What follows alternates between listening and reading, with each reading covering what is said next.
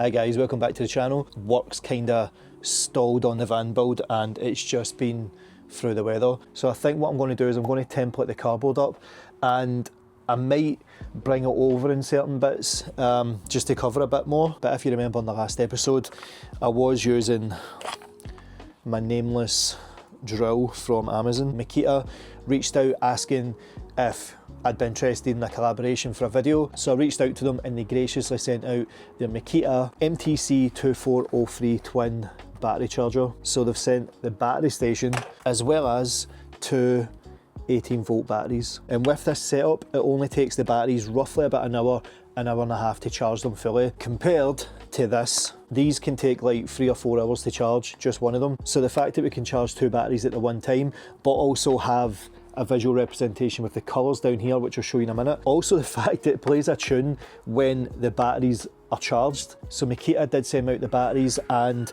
the charging dock, but I did have to buy the drill myself. So the one that I went for is a DHP484. I do know there's a few more newer versions to this, but I was trying to stay within a budget. So for comparison, this was 20 quid for Amazon. This was 100 quid. The reviews were good on it and it said it was brushless. This one that I got from Amazon is brushed. The brushed ones use physical carbon brushes to power the electricity, whereas the brushless ones use internal circuitry as well as magnets to generate the electricity, which apparently give more power, they last longer and better overall apparently.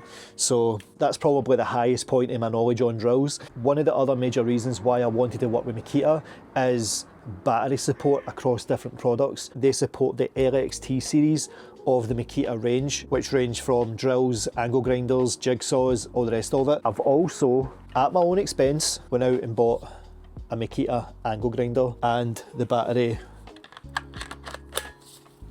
fits.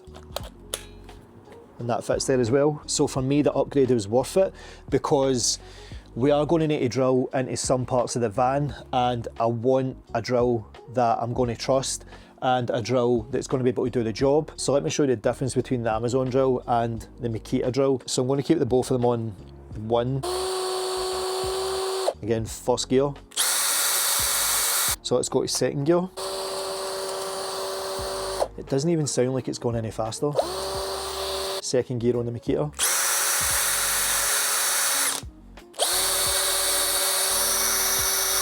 Night and day. I will still keep this one handy. It is handy to have two drills available, just one for piloting and one for driving in the screws. So as you can see, we do have flashing green. That just means ready to charge.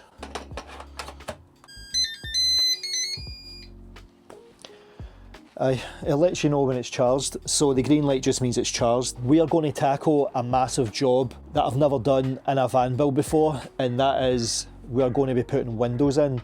And on the windows we do have the ribs and stuff that we need to take off. Given the fact that the LXT Makita range supports a lot of the tools, so I want tools I can rely on, I want compatibility with batteries, I just want quick charging and stuff. So thanks again Makita for sending them out. So guys, if you want to go and pick up the Makita charging station and the batteries for yourself, I'll leave a link to them in the description and you can go and pick them up there.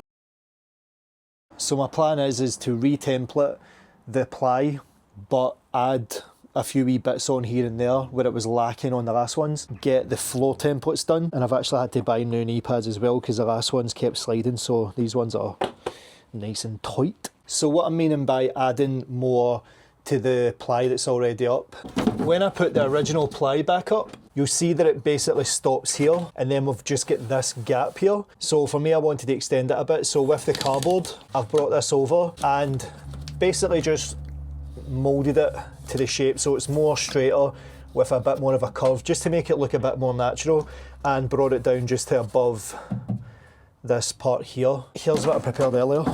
So a bit more like that, and it's more straighter and it's got a bit more of a curve going up more that way. Now this isn't perfect, and this piece was the last piece that I was doing yesterday, and the reason why it's missing that extra wee curve bit is because I was tired and I was doing it. It was starting to rain and I was just getting hangry and all the rest of it. So this one's done, I'm happy with that. I'm not going to bother because once you start putting carpet and stuff on, you're not going to see that. So let's continue going on with the rest. Let me show you what I've done with the wheel arch. So originally the wheel arch came down to roughly about here and then just stopped. What I've done is basically just brought it up, just adding this wee part here, just to make it a bit more of a neater finish. What I love about these vans is they're so symmetrical that this piece fits over there. The fit's exactly the same. I'm not worried about the wee gap there because this is going to get boxed in anyway. I've just realised something. I do have a Makita drill bits box as well. It's not like I'm turning out like a full kit wanker. I got this as part of a special with a drill. So the inauguration of the Makita drill.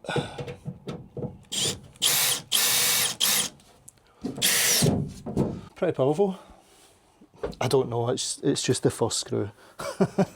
It's just the first screw, but it does feel nice. So what I think we'll do is we'll add from here over, if we extend it with cardboard to here and just basically go to the line and straight up. So I've managed to get the top aligned, but as you can see I can't push it in all the way, and I think it's just due to the level of the ground being brought up with this insulation. So I think what I'll do is I'll draw a line down the bottom, maybe just a finger width. We'll cut the bottom of it and that will sit a lot better, and I think we'll bring this in a bit as well just to make it taper to that as well a bit better.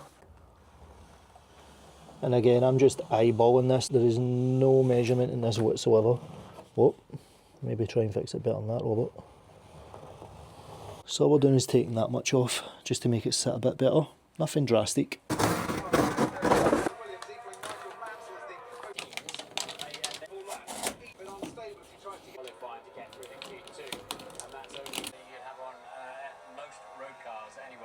So that's actually looking sweet as a nut. So we might not actually need to cut this. Again, because of self-tapping, we don't need to pre-drill. Getting the right gear does make the difference, I'm not going to lie. It just makes it a lot easier.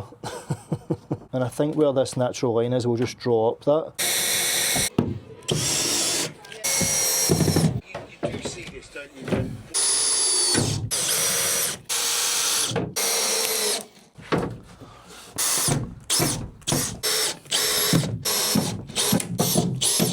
So the panelling is all cut for the walls. It's not 100% stuck down, and that's because the bed's coming tomorrow, so we need to find places for the brackets. This pretty much whole part will be getting cut out along with that one as well. But again, bed's going here, so we need to keep it accessible, but at least we've got the holes and where to drill. So let's look at the floor. So I did make cutouts to the floor as well, but when I push this up, as you can see, we're missing quite a bit here. Right, let's get the easy one done, that corner first.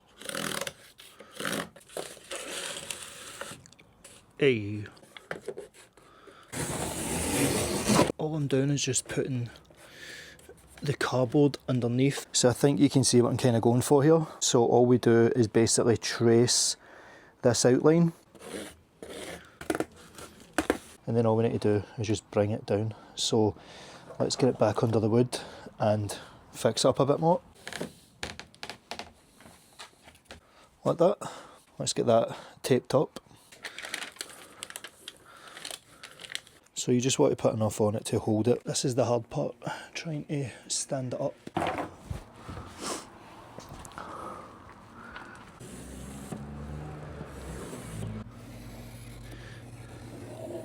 Hopefully this is a one and done. Oh, please be right, please be right.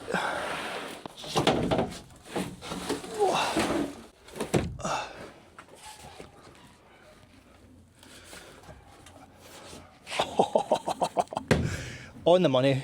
Bosh. The power of cardboard templates. Let's get this side done and let's get the top bit done. As you can see, we just need a wee bit of cardboard here just to bring it up to the line, but if you can see how much of an overlap we've got here. So rather than bring the edge of this all the way up out by 2 centimeters, I would rather just draw a line straight down here and cut it off of this end. That'll be a whole lot easier and it'll be cut exactly for that length. No fancy woodworking here, just cardboard and getting it done attitude. We are cooking with gas. Oh, please fit.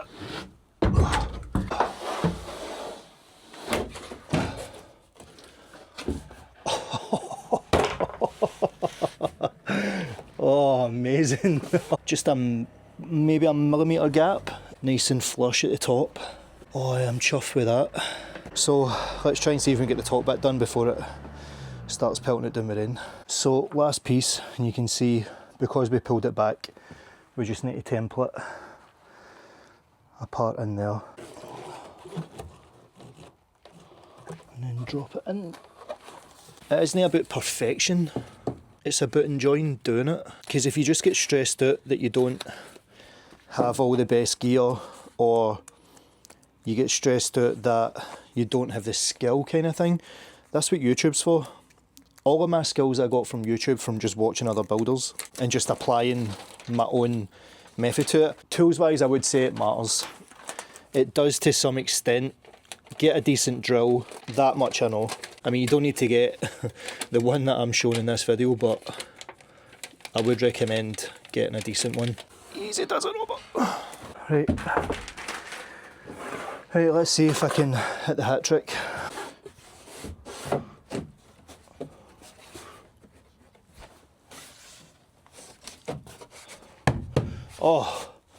Oh yes. Oh, done. So I think the best way to do this is to get the other template and sit it over the top and then just draw the outline. Like that. I could have maybe brought it in tighter here, but do you know what? I'm not really bothered about it because I'm going to lift this and put like black rubber here anyway, because there is going to be a lot of traffic coming in and out, so I'm not bothered. So let's tidy up and I'll show you the finished article.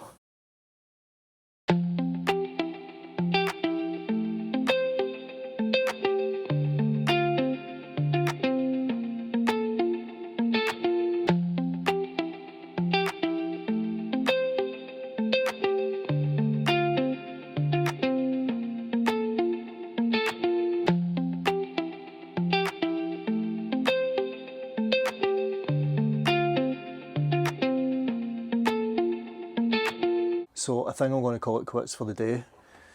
I've accomplished a lot.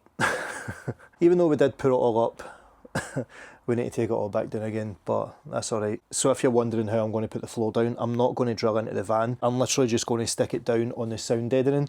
I'm going to go up the beams and literally just stick it down. So when I insulated Dobby only had this here, which was the bubble wrap insulation foil, and that was on all the bare metal. That was all I used. And then on the floor, maybe about that wide, I had just rock wool insulation, and that was all I used for insulation. And if you've kept up to date with all the trips, even on freezing days, the van's been fine. I mean, I had the diesel heater and stuff installed as well, so the fact that the stuff we've got under here is sound deadening, it's got thermal properties, it's soundproofing. I was going to put battens down, put expanding foam, and then put the ply on top of that, but I'm just taking away more headroom, and I would rather keep it as low profile as possible. And the sound deadening that I've got on here I think is 7mm, and the ply that I've put down is 9mm, and even when I walk on it you can't hear the insulation, which is good. So I think all I'm going to do is just stick it down with adhesive, and we'll just stick weights and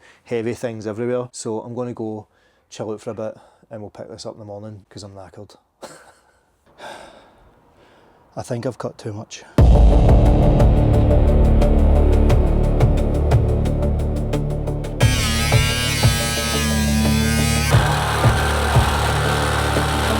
That was terrifying.